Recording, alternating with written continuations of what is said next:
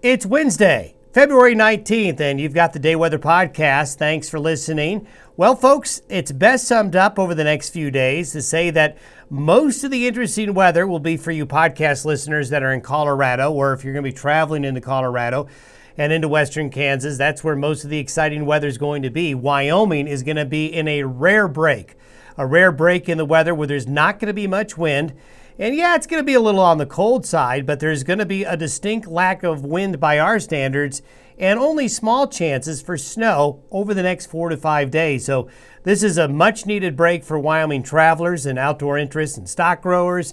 But Colorado, we'll show you here in a minute, you've got a little bit of snow coming your way. Long term, we get back to colder, unsettled weather next week, but in the meantime, we've got a bit of a break coming. Let's talk a little bit about the snow chances coming for folks in Colorado. There are 2 storms coming. Storm number 1 is going to come in late tonight and into tomorrow, producing snow along and south of the I-70 corridor. This will include the Denver metro area. You get north of Denver, there's not going to be much. South of Denver, Colorado Springs, Pueblo.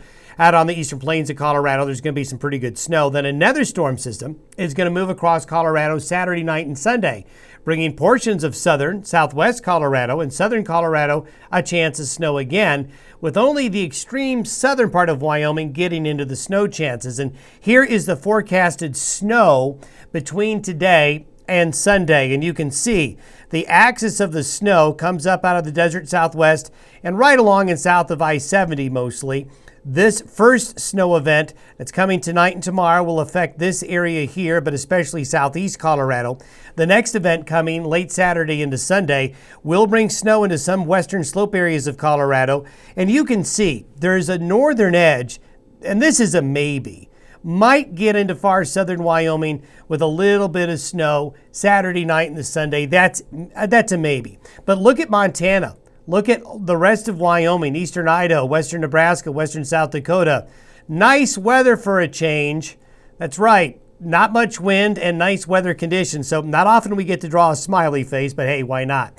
Now, as we get into next week, though, things will change. We get back to colder weather again and winter returns. And here's a little snapshot of the cold that's coming. These are our forecasted low temperatures coming for Wednesday morning. Notice all the gray here. Anywhere you see gray, you're talking near or below zero temperatures.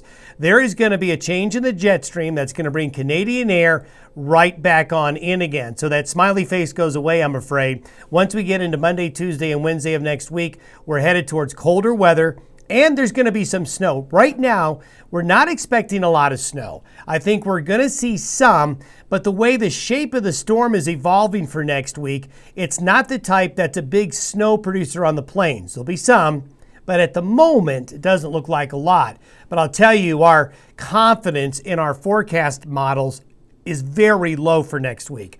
We just really don't have a lot of confidence that any computer model right now has next week's weather well handled, other than to say, yeah, it's going to turn quite a bit colder again next week. And you can see that cold there. We're pretty confident of the cold. We're not confident about how much snow we're going to get. And this is one reason why. This is the forecasted jet stream for Tuesday morning.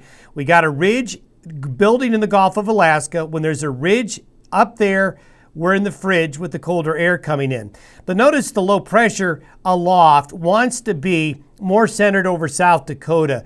You got to get it down here for a big snow event on the plains. As long as it takes this northerly track, then snow will be low in terms of amounts on the plains. But notice we've got waves coming in behind it, little ripples. Here's another one here.